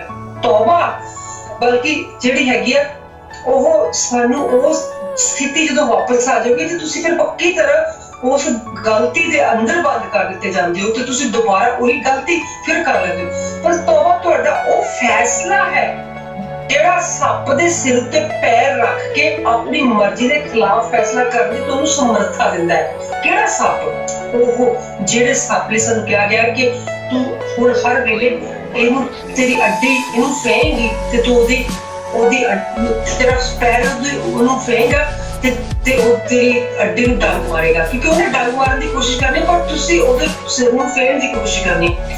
ਜਿਹੜੀ ਤੁਹਾਨੂੰ ਗਲਤੀ ਨਜ਼ਰ ਆਈ ਆਪਣੀ ਸੋਚ ਦੇ ਵਿੱਚ, ਆਪਣੇ ਸੁਭਾਅ ਦੇ ਵਿੱਚ, ਤੁਸੀਂ ਉਸ ਗਲਤੀ ਦੇ ਸੱਪ ਨੂੰ ਤੁਸੀਂ ਮਸਲਣ ਦੀ ਕੋਸ਼ਿਸ਼ ਕਰਨੀ, ਫਿਰ ਤੁਸੀਂ ਸਹੀ ਤਰ੍ਹਾਂ ਤੌਬਾ ਵੱਲ ਜਾ ਰਹੇ ਹੋ, ਹਨਾ। ਸੋ ਜਦੋਂ ਤੁਸੀਂ ਖੁਦਾ ਖੁਦ ਪਾਕ ਨੂੰ ਖੁਦ ਤੁਹਾਨੂੰ ਤਾਕਤ ਦਿੰਦਾ ਹੈ ਕਿ ਉਹਦੇ ਵਚਨ ਦੀ ਪਾਲਣਾ ਕਰਨੀ ਹੈ, ਤੁਹਾਡੇ ਉਹਦੇ ਵਚਨ ਦੇ ਅੰਦਰ ਕਿੱਦਾਂ ਸਮਾਉਣਾ ਹੈ। ਤੇ ਤੁਸੀਂ ਮਤਲਬ ਤੀਸਰੇ ਚੈਪਟਰ 7ਵੇਂ ਅਧਿਆਇ ਦੇਖਿਆ ਕਿ ਫੱਕੀ ਫਰੀਸੀ ਜਿਹੜੇ ਆ ਉਹ ਕੋਣ ਜਿਊਇਸ਼ ਫੈਮਿਲੀਜ਼, ਮਤਲਬ ਯਹੂਦੀ ਧਾਰਮਿਕ ਮੰਡਲੀ ਦੇ ਉਹਨਾਂ ਲੋਕਾਂ ਦਾ ਗਰੁੱਪ ਆ ਜਿਨ੍ਹਾਂ ਲੋਕਾਂ ਵਿੱਚ ਹੰਕਾਰ ਤੇ ਫੂੰ ਕਰਨ ਦੀ ਬਹੁਤ ਤਮੰਨਾ ਹੈ। ਅਸੀਂ ਦੇਖਦੇ ਹਾਂ ਮੂਸਾ ਦੀ ਸ਼ਰਅ ਮੁਤਾਬਿਕ ਮੁਕਤੀ ਹਾਸਲ ਕਰਨ ਲਈ ਕੀ ਕਰਨਾ ਚਾਹੀਦਾ, ਉਹ ਹੁਕਮ ਦੇ ਦਿੰਦੇ ਆ, ਪੜ੍ਹ ਦਿੰਦੇ ਆ, ਪਰ ਉਹਨਾਂ ਚੋਂ ਕਿਸੇ ਗੱਲ ਦੀ ਪਾਲਣਾ ਨਹੀਂ ਕਰਦੇ। ਅੱਜ ਵੀ ਐਸੇ ਗੱਲ ਤੋਂ ਲੋਕਾਂ ਨੂੰ ਤੌਬਾ ਕਰਨ ਦੀ ਲੋੜ ਆ ਕਿ ਤੁਸੀਂ ਜਾ ਕੇ ਉਹਨਾਂ ਨੂੰ ਹੁਕਮ ਦੇ ਦਿੰਦੇ ਆ ਕਿ ਝੂਠ ਨਹੀਂ ਬੋਲਣਾ, ਚੋਰੀ ਨਹੀਂ ਕਰਨੀ, ਕਿਸੇ ਦਾ ਦਿਲ ਨਹੀਂ ਦੁਖਾਉਣਾ, ਪਰ ਤੁਸੀਂ ਹਰ ਗੱਲ ਤੇ ਝੂਠ ਬੋਲੀ ਜਾਂਦੇ ਆ, ਹਰ ਗੱਲ ਤੇ ਚੋਰੀ ਕਰੀ ਜਾਂਦੇ, ਹਰ ਗੱਲ ਤੇ ਲੋਕਾਂ ਦਾ ਸਾਰਿਆਂ ਦਾ ਦਿਲ ਦੁਖਾਈ ਜਾਂਦੇ। ਸੋ ਇਸ ਤੋਂ ਬਿਨਾਂ ਹਰ ਗੱਲ 'ਚ ਖੁਦਾ ਦੀ ਅਣਆਗਿਆਕਾਰੀ ਕਰੀ ਜਾਂਦੇ ਆ। ਹਰ ਗੱਲ ਦੇ ਵਿੱਚ ਤੁਸੀਂ ਉਹਦੇ ਨਾਲ ਜੁੜਨ ਦੀ ਬਜਾਏ ਤੁਸੀਂ ਸ਼ੈਤਾਨ ਨਾਲ ਜੁੜੀ ਜਾਂਦੇ। ਤੁਸੀਂ ਮਤਲਬ ਫਿਰ ਤੁਸੀਂ ਇੱਥੇ ਤੌਬਾ ਜਿਹੜਾ ਉਧਰ ਨਹੀਂ ਜਾ ਰਹੇ, ਬਲਕਿ ਤੁਸੀਂ ਤੌਬਾ ਨਹੀਂ, ਤੁਸੀਂ ਸ਼ੈਤਾਨ ਦੇ ਉਹ ਜਿਹੜਾ ਹੱਥਾਂ ਦੇ ਵਿੱਚ ਉਹਦਾ ਜੋ ਜਾਲ ਹੈ ਨਾ ਬੁਣਿਆ, ਉਹਦੀ ਕਨਫਿਊਜ਼ਨ 'ਚ ਫਸ ਰਹੇ, ਹਨਾ। ਤਾਂ ਅਸੀਂ ਤੇ ਦੇਖਿਆ ਕਿ ਮਤਲਬ ਅਸੀਂ ਦੇਖੀ ਕਿ ਜਾਜਕਾਂ ਦੇ ਜਿਹੜੇ ਘਰਾਣੇ ਆ ਉੱਚ ਕੋਟੀ ਦੇ ਸਿਖਾਏ ਹੋਏ ਅਹੁਦੇ ਉੱਤੇ ਸੀਗੇ ਕਿ ਮਤਲਬ ਜੇ ਉਹਨਾਂ ਦੇ ਵਿੱਚ ਉਹਨਾਂ ਦੇ ਕੋਲ ਅੱਛੀਆਂ ਨੌਕਰੀਆਂ ਸੀ, ਜਿੱਦਾਂ ਆਪਾਂ ਕਹਿ ਸਕਦੇ ਹਾਂ ਕਿਸੇ ਕੋਲ ਆਰਕੀਟੈਕਟ ਦੀ, ਕਿਸੇ ਕੋਲ ਡਾਕਟਰ ਦੀ, ਕਿਸੇ ਕੋਲ ਟੈਕਸ ਕਲੈਕਟਰ, ਮਤਲਬ ਵੱਡੇ ਵੱਡੇ ਅਹੁਦੇ ਉਹਨਾਂ ਦੇ ਕੋਲ ਪ੍ਰਾਪਤ ਸੀਗੇ ਕਿਉਂਕਿ ਉਹਨਾਂ ਨੂੰ ਨੌਲੇਜ ਸੀ। ਕਿ ਪਰ ਉਹਨਾਂ ਨੇ ਉਹ ਜਿਹੜੀ ਮੈਂ ਕਹਿੰਦੀ ਬੁੱਧ ਨੂੰ ਆਪਣੇ ਲਾਲਚ ਲਈ ਇਸਤੇਮਾਲ ਕੀਤਾ ਹੋਇਆ ਸੀਗਾ ਨਾ। ਤੇ ਅਸੀਂ ਤੇ ਦੇਖਦੇ ਕਿ ਮਤਲਬ ਸਾਨੂੰ ਇਹਨਾਂ ਵਿੱਚੋਂ ਇੱਕ ਪੌਲਸ ਰਸੂਲ ਵੀ ਉਸ ਧਰਮ ਦੀ ਵਰਤੋਂ ਕਰਦੇ ਸਾਨੂੰ ਨਜ਼ਰ ਆਉਂਦਾ ਕਿਉਂਕਿ ਬਹੁਤ ਵੱਡੇ ਅਹੁਦੇ ਤੇ ਸੀ, ਜਿਹੜਾ ਕਿ ਅਸੀਂ ਬਾਅਦ ਚ ਜਾ ਕੇ ਦੇਖਣਾ ਜਦੋਂ ਅਸੀਂ ਉੱਥੇ ਪਹੁੰਚੇ। ਮਤਲਬ ਲੋਕਾਂ ਨੂੰ ਦਬਾਉਣ ਲਈ ਤੇ ਲੁੱਟਣ ਲਈ ਇਸਤੇਮਾਲ ਕਰਦੇ ਸਨ। ਅਸੀਂ ਇਹਦੇ 8ਵੇਂ ਅਧਿਆਇ ਦੇਖਦੇ ਕਿ ਧਾਰਮਿਕ ਲੋਕ ਇਹ ਨਹੀਂ ਸੀ, ਪਰ ਇਹ ਐਕਚੁਅਲੀ ਗੁਆਚੇ ਹੋਏ ਲੋਕ ਸੀ। ਤੇ ਮਤਲਬ ਇਹ ਨਜਾਤ ਦੇਹਿੰਦੇ ਦੀ ਜ਼ਰੂਰਤ ਇਹਨਾਂ ਵਾਸਤੇ ਵੀ ਬਹੁਤ ਜ਼ਿਆਦਾ ਸੀ ਕਿਉਂਕਿ ਐਕਚੁਅਲੀ ਗੁਆਚੇ ਹੋਏ ਸੀਗੇ। ਆਪਾਂ ਇਹ ਕਹਿ ਸਕਦੇ ਕਿ ਇਹ ਲੋਕੀ ਨਹੀਂ ਸੀ ਜਾਣਦੇ ਕਿ ਗੁਨਾਹ ਵਿਚਲੀ ਗਲਤੀ ਤੇ ਨੁਕਸਾਨ ਨੂੰ ਜੇ ਨਾ ਸਮਝਿਆ ਜਾਵੇ ਤਾਂ ਤੁਸੀਂ ਅੰਦਰੋਂ ਬਦਲ ਨਹੀਂ ਸਕਦੇ। ਹੁਣ ਆਪਾਂ ਤੌਬਾ ਦਾ ਅਸਲੀ ਜਿਹੜਾ ਆਪਾਂ ਉਹਦਾ ਪੈਰਾਮੀਟਰ ਦੇਖਦੇ ਹਾਂ ਕਿ ਗੁਨਾਹ ਵਿਚਲੀ ਗਲਤੀ ਤੇ ਗੁਨਾਹ ਤੋਂ ਹੋਏ ਨੁਕਸਾਨ। ਜੋ ਗੁਨਾਹ ਜਿਹੜਾ ਆ ਉਹ ਤੁਹਾਨੂੰ ਗਲਤੀ ਦੇ ਵਿੱਚ ਫਸਿਆ ਹੋਇਆ, ਕਿਉਂਕਿ ਜੇ ਤੁਸੀਂ ਗਲਤੀ ਕਰਦੇ ਉਹਦੇ ਨਾਲ ਤੁਸੀਂ ਗੁਨਾਹ ਕਰਦੇ ਤੇ ਉਹ ਗਲਤੀ ਤੇ ਗੁਨਾਹ ਜਿਹੜਾ ਨੁਕਸਾਨ ਹੁੰਦਾ ਹੈ, ਜੇ ਤੁਸੀਂ ਉਸ ਨੁਕਸਾਨ ਬਾਰੇ ਸੋਚਦੇ ਆ, ਨੁਕਸਾਨ ਤੇ ਮੁੜ ਕੇ ਚਾਹੁੰਦੇ ਨਹੀਂ ਉੱਧਰ ਜਾਣਾ, ਫਿਰ ਤੁਸੀਂ ਤੌਬਾ ਵੱਲ ਆਉਂਦੇ ਆ। ਨਹੀਂ ਤੇ ਜਿੰਨਾ ਚਿਰ ਤੁਹਾਨੂੰ ਤੁਸੀਂ ਸ਼ੈਤਾਨ ਦੇ ਕਨਫਿਊਜ਼ਨ ਵਿੱਚ ਫਸੇ ਆ ਤੁਸੀਂ ਤੌਬਾ ਵੱਲ ਨਹੀਂ ਆ ਸਕਦੇ ਕਦੇ। ਤੇ ਉਹ ਤੁਹਾਨੂੰ ਕਿ ਜਿੰਨਾ ਚਿਰ ਤੁਸੀਂ ਗੁਨਾਹ ਵਿਚਲੀ ਗਲਤੀ ਤੇ ਨੁਕਸਾਨ ਨੂੰ ਨਹੀਂ ਸਮਝਦੇ ਉਹਨਾਂ ਚ ਤੁਸੀਂ ਅੰਦਰੋਂ ਬਦਲ ਨਹੀਂ ਸਕਦੇ। ਝੂਠੇ ਮੂਠੇ ਬਦਲਾਵ ਨੂੰ ਸ਼ੈਤਾਨ ਕਬੂਲਦਾ ਹੈ। ਸ਼ੈਤਾਨ ਤੁਹਾਨੂੰ ਚਾਹੁੰਦਾ ਥੋੜੀ ਦੇਰ ਟੈਂਪਰੇਰੀ ਬਦਲ ਲਾ, ਪ੍ਰੀ ਪਲੈਨਿੰਗ ਕਰ ਲਾ, ਆਹ ਕਹਿ ਦੇ ਉਹ ਕਹਿ ਦੇ, ਬੰਨ ਲਾ ਉਹਨੂੰ ਇਸ ਗੱਲ ਨਾਲ ਬੰਨ ਲਾ, ਉਹਨੂੰ ਇਸ ਗੱਲ ਨਾਲ ਬੰਨ ਲਾ। ਇਹ ਬਹੁਤ ਵੱਡਾ ਕੰਮ ਹੈ। ਇਹ ਸਾਰਾ ਬਦਲਾਵ ਸ਼ੈਤਾਨ ਦਾ ਆ। ਇਹ ਤੁਹਾਡੇ ਮੂੰਹ ਚ ਪਾਉਂਦਾ, ਤੁਹਾਡੇ ਦਿਮਾਗ ਚ ਪਾਉਂਦਾ, ਤੁਹਾਡੀ ਅੱਖਾਂ ਚ ਪਾਉਂਦਾ, ਤੁਹਾਡੇ ਹੱਥਾਂ ਚ ਪਾਉਂਦਾ। ਤੁਸੀਂ ਆਪਣੇ ਸਾਰੇ ਨੂੰ ਸਿਖਾ ਦਿੱਤੇ ਕਰਨਾ, ਹਨਾ। ਮਤਲਬ ਤੁਸੀਂ ਸਿੱਖਦੇ ਆ ਇਹ ਬਦਲਾਵ ਜਿਹੜਾ ਝੂਠਾ ਮੂਠਾ ਟਾਈਮਲੀ ਬਦਲਾਵ, ਟਾਈਮਲੀ ਇਹ ਸ਼ੈਤਾਨ ਕਰਾਉਂਦਾ ਤੇ ਸ਼ੈਤਾਨ ਕਬੂਲਦਾ। ਖੁਦਾ ਨਹੀਂ ਕਬੂਲਦਾ ਕਿ ਤੁਸੀਂ ਮੈਂਟਲੀ ਬਦਲ ਜਾਓ ਤੇ ਬਾਅਦ ਵਿੱਚ ਫਿਰ ਮੁੜ ਕੇ ਉੱਥੇ ਆ ਕੇ ਬੈਠ ਜਾਓ, ਉਹੋ ਜਿਹੀ ਗਲਤੀ ਕਰ ਲਓ। ਤੌਬਾ ਉਸੇ ਦਾ ਨਾਂ ਹੈ ਜਦੋਂ ਤੁਸੀਂ ਐਕਚੁਅਲੀ ਜਿਹੜੀ ਗਲਤੀ ਆ ਨਾ ਤੁਸੀਂ ਉਹਨੂੰ ਅੰਦਰੋਂ ਬਦਲਦੇ ਆ, ਫਿਰ ਅੰਦਰੋਂ ਪਾਕਰੂ ਤੋਂ ਬਦਲਦੀ ਆ, ਅੰਦਰੋਂ ਤੁਸੀਂ ਖੁਦਾ ਦੇ ਕੋਲੋਂ ਖੁਦਾ ਮੰਗਦੇ ਆ। ਮੈਂ ਇੱਥੇ ਬਹੁਤ ਲੋਕੀ ਦੇਖਦੇ ਜਿਹੜੇ ਸਿਰਫ ਮੌਜੇ ਤੋਂ ਖੁਸ਼ ਹੋ ਜਾਂਦੇ, ਜਿਹੜੇ ਕਹਿੰਦੇ ਕਿ ਮੈਂ ਆਹ ਮੰਗਿਆ ਮੈਨੂੰ ਆਹ ਮਿਲ ਗਿਆ, ਮੈਂ ਆਹ ਮੰਗਿਆ ਮੈਨੂੰ ਆਹ ਮਿਲ ਗਿਆ, ਮੈਂ ਕੰਮ ਮੰਗਿਆ ਮੈਨੂੰ ਕੰਮ ਮਿਲ ਗਿਆ, ਮੈਂ ਗੱਡੀ ਮੰਗੀ ਮੈਨੂੰ ਗੱਡੀ ਮਿਲ ਗਈ, ਮੈਂ ਘਰ ਮੰਗਿਆ ਮੈਨੂੰ ਘਰ ਮਿਲ ਗਿਆ, ਮੈਂ ਫਲਾਨੀ ਚੀਜ਼ ਮੰਗੀ ਮੈਨੂੰ ਫਲਾਨੀ ਚੀਜ਼ ਮਿਲ ਗਈ। ਉਹ ਖੁਦਾ ਕੋਲੋਂ ਖੁਦਾ ਕਿਉਂ ਨਹੀਂ ਮੰਗਦੇ?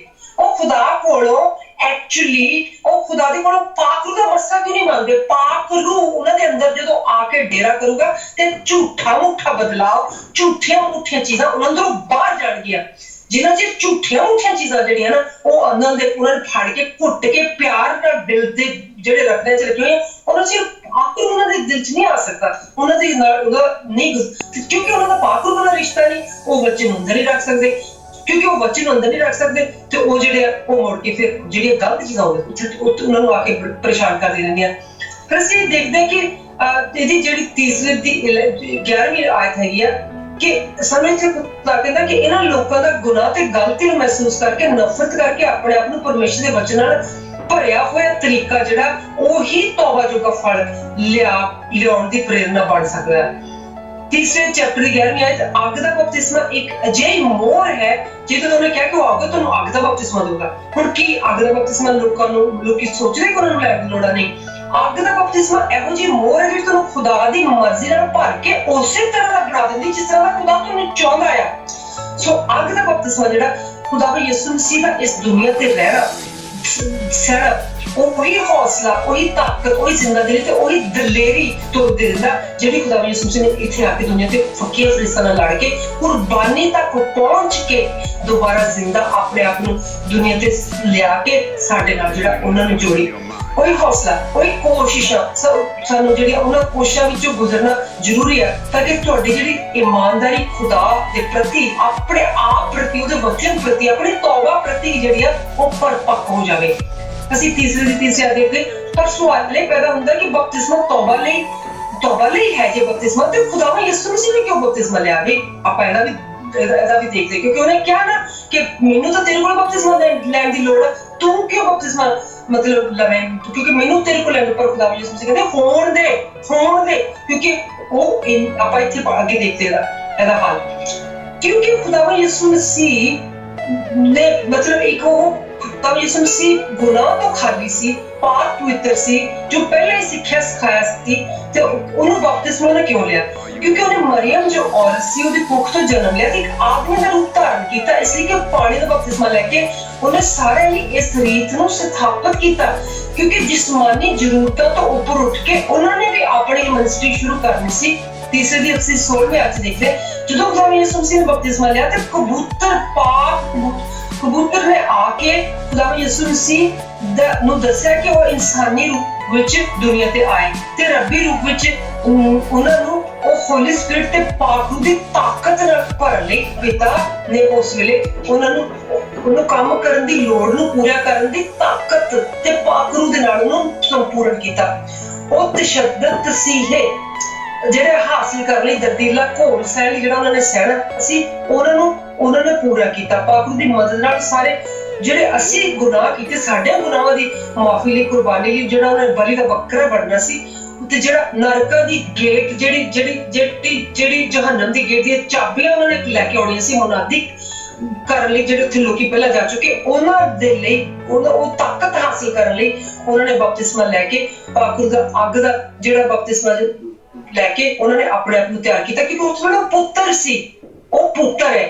ਐਂਡ ਜਦੋਂ ਸਾਨੂੰ ਅਸੀਂ ਦੇਖਦੇ ਹਾਂ ਕਿ ਕਬੂਤਰ ਨੇ ਆ ਕੇ ਬੋਲਿਆ ਉਹ ਪਾਕ ਰੂਹ, ਤੇ ਜਦੋਂ ਅਸੀਂ ਦੇਖਦੇ ਹਾਂ ਕਿ ਬਾਪ ਜੀ ਨੇ ਕਿਹਾ ਕਿ ਇਹ ਮੇਰਾ ਪਿਆਰਾ ਪੁੱਤਰ ਹੈ, ਇਹਦੀ ਗੱਲ ਮੈਨੂੰ ਉਹ ਬਾਪ ਹੈ। ਸਾਨੂੰ ਤਿੰਨ ਨਜ਼ਰ ਆ ਜਾਂਦੇ ਇੱਥੇ ਵਿੱਚ ਕਿ ਪਿਤਾ ਪੁੱਤਰ ਤੇ ਪਵਿੱਤਰ ਆਤਮਾ, ਸਾਨੂੰ ਤਿੰਨੋਂ ਜਿਹੜੇ ਨਾ ਟ੍ਰਿਨਿਟੀ ਜਿਹੜੀ ਕਿ ਸੰਪੂਰਨ ਤਿੱਕੜੀ ਸਾਨੂੰ ਨਜ਼ਰ ਆਉਂਦੀ। ਬਹੁਤ ਮਹੱਤਵਪੂਰਨ ਲਫ਼ਜ਼ ਹੈ ਟ੍ਰਿਨਿਟੀ, ਬਹੁਤ ਹੋਲੀ ਵਰਡ ਹੈ ਜਿਹੜੇ ਸਾਨੂੰ ਚ ਨਜ਼ਰ ਆਉਂਦੇ ਕਿ ਮਤਲਬ ਸਨ ਪੁੱਤਰ ਪਾਣੀ ਦਾ ਬਪਤਿਸਮਾ ਲੈਣ ਵਾਲੇ ਪੁੱਤ ਨੂੰ ਪੁੱਤਰ ਕਿਹਾ ਗਿਆ, ਇਹ ਮੇਰਾ ਪਿਆਰਾ ਪੁੱਤਰ ਹੈ। ਇਹਦੀ ਮੰਨੋ ਆਵਾਜ਼ ਨੇ ਇਹ ਕਿਹਾ ਕਿ ਇਹਦੀ ਮੰਨੋ। ਪਿਤਾ ਜਿਹੜਾ ਉਸ ਆਵਾਜ਼ ਦਾ ਮਾਲਕ ਹੈ, ਜਿਹੜੀ ਆਵਾਜ਼ ਤੁਸੀਂ ਸੁਣਾਈ, ਜਿਹਨੇ ਕਿਹਾ ਕਿ ਮੇਰਾ ਪਿਆਰਾ ਪੁੱਤਰ, ਸਾਨੂੰ ਪਿਤਾ ਮਿਲਿਆ। ਹੋਲੀ ਸਪਿਰਿਟ ਜਿਹੜਾ ਡਵ ਕਬੂਤਰ ਸਵਰਗੋਂ ਉਤਰਨਾ, ਤਿੰਨੋਂ ਸਾਨੂੰ ਇੱਕ ਰੂਪ ਦੇ ਵਿੱਚ ਮਿਲ ਗਏ। ਇਹ ਤਿੰਨੋਂ ਜਿਹੜੇ ਨਾ ਸਾਨੂੰ ਇੱਕ ਰੂਪ, ਇਹ ਜਿਹੜੀ ਗੁਪਤ ਸੀਕ੍ਰੇਟ ਹੈਗੀ ਆ, ਇਹ ਮਿਨਿਸਟਰੀ ਦੇ ਵੱਡੇ ਵੱਡੇ ਭੇਤ ਖੋਲਦੀ ਹੈ ਜਿਹਦੇ ਵਿੱਚ ਅਸੀਂ ਦੇਖਦੇ ਹਾਂ। ਅਸੀਂ ਡੈਟਰੋਨੋਮੀ ਨੂੰ ਆਪਾਂ ਕਹਿੰਦੇ ਆ ਕਜ਼ਾਤ ਦੀ ਕਿਤਾਬ, ਅਸੀਂ ਵਿਵਸਥਾ ਉਹਦੀ ਅਸੀਂ 29ਵੀਂ ਆਇਤ ਦੇਖਦੇ ਕਿ ਇਹ ਗੁਪਤ ਗੱਲਾਂ ਖੁਦਾ ਵੱਲੋਂ ਹਨ, ਯਹੋਵਾ ਵੱਲੋਂ, ਜੋ ਕਿ ਪਰਮੇਸ਼ਰ ਦੀਆਂ ਜਿਹੜੀਆਂ ਕਿ ਸਾਡੇ ਉੱਤੇ ਉਦੋਂ ਪ੍ਰਗਟ ਹੁੰਦੀਆਂ ਨੇ ਜਦੋਂ ਅਸੀਂ ਖੁਦਾ ਦੀ ਰੂਹ ਦੇ ਨਾਲ ਭਰ ਜਾਂਦੇ ਆ। ਫਿਰ ਅਸੀਂ ਜਾਣਦੇ ਆ ਕਿ ਸਾਡੇ ਪੁੱਤਰਾਂ ਤੇ ਸਾਡੇ ਪੁੱਤਰਾਂ ਦੇ ਪੁੱਤਰਾਂ ਦੇ ਲਈ ਵੀ ਜਿਹੜੀ ਆ ਆਹ ਮਤਲਬ ਖੁਦਾ ਦੀ ਮਰਜ਼ੀ ਤੇ ਖੁਦਾ ਦੀ ਕੁਰਬਾਨੀ ਜਿਹੜੀ ਖੁਦਾ ਨੇ ਸਾਨੂੰ ਦਿੱਤੀ, ਉਹ ਸਾਡੇ ਉੱਤੇ ਕਿਸ ਤਰ੍ਹਾਂ ਅਸੀਂ ਕੁਰਬਾਨੀ ਦਾ ਜਜ਼ਬਾ, ਕੁਰਬਾਨੀ ਦੀ ਤਾਕਤ, ਹਰ ਵੇਲੇ ਆਪਣੇ ਆਪ ਨੂੰ ਕੁਰਬਾਨੀ ਦੀ ਤਰ੍ਹਾਂ ਤੋਰਨ ਦੀ ਸੀ ਉਹ ਸ਼ਕਤੀ ਜਿਹੜੀ ਖੁਦਾ ਨੇ ਸਾਨੂੰ ਕੋਲ ਸੀ।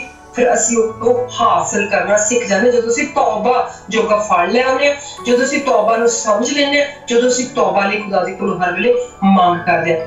ਅਸੀਂ ਇਹਦੇ ਵਿੱਚ ਇਹ ਸਿੱਖਿਆ ਕਿ ਜਿਸ ਤਰ੍ਹਾਂ ਮਤਲਬ ਖੁਦਾ ਇੱਥੇ ਸਾਨੂੰ ਕਹਿੰਦਾ ਹੈ ਕਿ ਅਗਰ ਖੁਦਾ ਨੂੰ ਯਿਸੂ ਮਸੀਹ ਨੂੰ ਇੱਕ ਪੁੱਤਰ ਹੋ ਕੇ ਬਪਤਿਸਮਾ ਲੈਣਾ ਪਿਆ, ਜਿਹੜਾ ਕਿ ਇੱਕ ਔਰਤ ਮਤਲਬ ਜਿਹੜੀ ਕਿ ਪਵਿੱਤਰ ਔਰਤ ਸੀ, ਦੂਸਰਿਆਂ ਨੂੰ ਕਿੰਨਾ ਜ਼ਿਆਦਾ ਬਪਤਿਸਮਾ ਲੈਣ ਦੀ ਲੋੜ ਹੈ। ਇਹ ਅਸੀਂ ਅੱਜ ਦੇ ਚੈਪਟਰ 'ਚ ਦੇਖਿਆ। ਫਿਰ ਅਸੀਂ ਇਹ ਵੀ ਦੇਖਿਆ ਕਿ ਅੱਗ ਦਾ ਬਪਤਿਸਮਾ ਜਿਹੜਾ ਉਹ ਕਿੰਨਾ ਜ਼ਿਆਦਾ ਲੈਣ ਦੀ ਲੋੜ ਹੈ। ਬਪਤਿਸਮਾ ਮਤਲਬ ਜਿਹੜਾ ਤੌਬਾ ਕਰਨ ਤੋਂ ਬਾਅਦ ਜਿਹੜਾ ਅਸੀਂ ਮਤਲਬ ਬਪਤਿਸਮਾ ਲੈ ਲਿਆ ਉਹ ਕਾਫੀ ਨਹੀਂ ਆ, ਸਾਨੂੰ ਅੱਗ ਦਾ ਬਪਤਿਸਮਾ ਲੈਣ ਦੀ ਲੋੜ ਹੈ ਤਾਂ ਕਿ ਸਾਡੇ 'ਚ ਕੁਰਬਾਨੀਆਂ ਦਾ ਜਜ਼ਬਾ ਭਰ ਸਕੇ ਤੇ ਅਸੀਂ ਖੁਦਾ ਦੀਆਂ ਕੁਰਬਾਨੀਆਂ ਕੀਤੀਆਂ ਨੂੰ ਆਪਣੀ ਜਿਹੜੀ ਜ਼ਿੰਦਗੀ ਦੇ ਮੁਤਾਬਿਕ ਢਾਲ ਸਕੇ, ਤਾਂ ਕਿ ਅਸੀਂ ਸਹੀ ਲਫ਼ਜ਼ਾਂ ਵਿੱਚ ਸ਼ੈਤਾਨ ਦੀ ਜਿਹੜੀ ਉਹਦੀ ਸਿਰੀ ਆ ਉਹਨੂੰ ਆਪਣੀ ਅੱਡੀ ਦੇ ਨਾਲ ਫੇਰ ਸਕੀਏ। ਮੈਂ ਆਸ ਕਰਦੀ ਹਾਂ ਕਿ ਅੱਜ ਦਾ ਜਿਹੜਾ ਮਤਲਬ ਵਚਨ ਹੈ ਤੁਸੀਂ ਇਹਨੂੰ ਇੰਜੋਏ ਕੀਤਾ ਹੋਵੇਗਾ, ਕਿਉਂਕਿ ਮੈਂ ਤੁਹਾਡੇ ਨਾਲ ਡਿਲੀਵਰ ਕਰਦਾ ਬਹੁਤ ਇੰਜੋਏ ਕੀਤਾ। ਐਸੇ ਤਰ੍ਹਾਂ ਅਸੀਂ ਖੁਦਾ ਦੀ ਜ਼ਿੰਦਗੀ ਵਿੱਚ ਬਣੇ ਰਹਿਣਾ ਹੈ, ਉਹਦੇ ਕਲਾਮ ਨੂੰ ਸਿੱਖਦੇ ਰਹਿਣਾ ਹੈ ਤੇ ਅਸੀਂ ਉਹਦੀ ਮਰਜ਼ੀ ਨੂੰ ਜਾਣਦੇ ਰਹਿਣਾ ਹੈ ਤੇ ਅਸੀਂ ਤੁਹਾਨੂੰ ਜੋੜਦੇ ਰਹਿਣਾ ਹੈ ਤਾਂ ਕਿ ਤੁਸੀਂ ਆਪਣੀ ਜਿਹੜੀ ਤੁਹਾਡੀ ਰੋਜ਼ ਦੀ ਰੋਟੀ ਆ ਉਹ ਖੁਦਾ ਦੇ ਵਚਨ ਦੇ ਵਿੱਚੋਂ ਹਾਸਲ ਕਰਕੇ ਉਹਦੀ ਮਰਜ਼ੀ ਨੂੰ ਪੂਰਾ ਕਰਦੇ ਹੋਏ ਤੁਸੀਂ ਵੀ ਮੁਰਾਦੀ ਕਰੋ ਅਤੇ ਤੁਸੀਂ ਵੀ ਜਿਹੜੇ ਦੂਸਰੇ ਲੋਕੀ ਆ ਉਹਨਾਂ ਨੂੰ ਵੀ ਖੁਦਾ ਦੇ ਨਾਲ ਜੋੜੋ। ਜੈਮਸੀ ਦੀ ਹਰਸ਼ੈਮਸੀ ਦੀ ਹਾਸਦੇ ਰਹੋ, ਵਾਸਦੇ ਰਹੋ ਤੇ ਸ਼ੈਤਾਨ ਦੀ ਜਿਹੜੀ ਸਿਰ ਨੂੰ ਹਮੇਸ਼ਾ ਆਪਣੀ ਅੱਡੀ ਦੇ ਨਾਲ ਮਸਲਦੇ ਰਹੋ। ਆਮੀਨ, ਆਮੀਨ, ਆਮੀਨ।